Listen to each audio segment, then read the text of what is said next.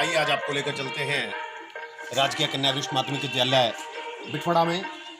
ये विद्यालय आप को बताना चाहूँगा, सितंबर 17 के बाद से लेकर अब तक इसमें इतने परिवर्तन हुए हैं कि अगर उस दौरान का कोई अध्यापक यहाँ आएगा तो शायद इसे पहचान भी ना पाए।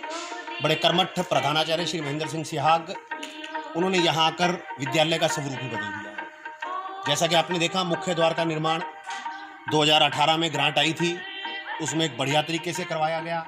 उसके बाद जगह के हिसाब से जितना सौंदर्यीकरण किया जा सकता था वो बहुत बढ़िया तरीके से किया गया। सबसे पहले हम आते हैं इस पे वाटर कूलर रूम पर। इस वाटर कूलर कक्ष का जो निर्माण है वो स्टाफ सदस्यों और समाजसेवी संस्थाओं के सहयोग से करवाया गया है। उनके नाम आप यहाँ बोर्ड पर देख सकते हैं। लगभग 2 से 2.5 लाख की लागत से इस कक्ष का निर्माण हुआ। ऊपर आप पानी की टंकी देख रहे हैं, बहुत ही विशाल। इसके बाद से बच्चों को पानी पीने की किसी तरह की कोई समस्या नहीं है। अंदर 350 लीटर का वाटर कूलर है इस कमरे के अंदर। उसके बाद ये नीचे ब्लॉक लगवाए गए, पहले शेड बना, ये कलरफुल पेंट। जब तक अध्यापकों की रुचि नहीं होगी, बच्चे हमारे विद्यालयों की तरफ आकर्षित नहीं हो सकते। ये वो चीज़ें हैं जिन्हें करके हम बच्चों को सरकारी विद्यालयों की तरफ खींच सकते हैं। देखिए, सौंदर्य बोध होता है, एक शब्द है सौंदर्य बोध। अगर बच्चों को विद्यालय में आने में लगेगा कि हाँ हमारा विद्यालय सुंदर है, उनकी रुचि जागेगी, वो अपने आप खींचे चले आएंगे। और आजकल देखिए, हर किसी को सुविधा और साथ में एक अभिरुचि सुंदर की हर घर में है।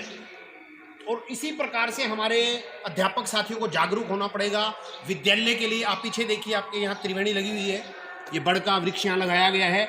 हालांकि जगह बहुत कम है, गांव के बीचों बीच उस जगह पर विद्यालय बना हुआ है जहां पहले रिहाइश हुआ करती थी।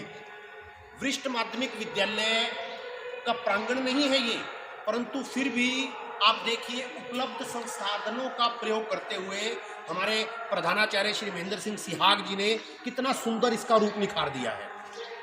आइए आप कमरों की तरफ आइए। ये कक्षा कक्ष है, इन पर डिस्टेंबर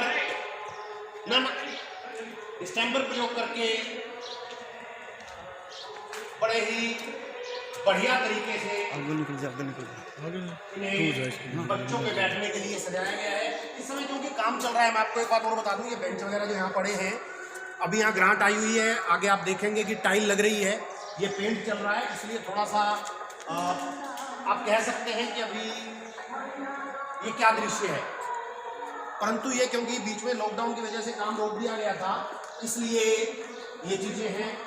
हर कमरे के ऊपर एक लाल पट्टी लगवाई गई है जिसे अभी उतरवा दिया गया है, जिस पर बाहर कक्षा, कौन सी कक्षा यहाँ बैठती है उसके बारे में विवरण है। ये मंच देखिए आप,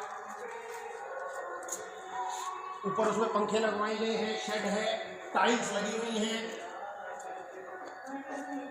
और यहाँ मुझे याद आता है 2017 में केवल कुछ ईंटें लगाई गई थी, एक कच्चा सा मंच था।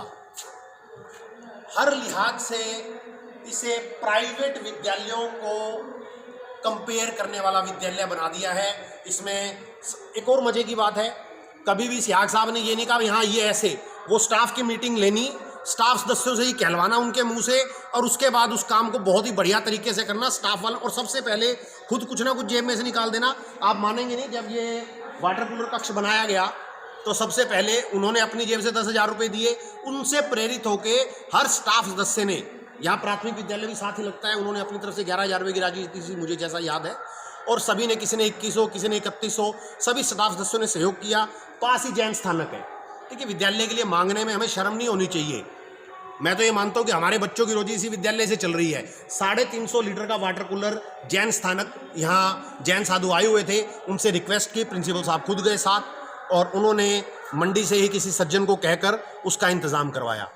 ये दिखाने का उद्देश्य मेरा सिर्फ यही है कि हम अध्यापकों में एक ललक होनी चाहिए, इससे हमारा रोजगार चलता है, हमारा घर परिवार चलता है। अगर इस तरह की चीज़ें हमारे सरकारी विद्यालयों में विद्यार्थियों को मिलेंगी तो आप मानिए वो अपने आप अभिभावक भी आकर्षित होंगे और बच्चे भी हमारे विद्यालयों की तरफ आना चाहिए।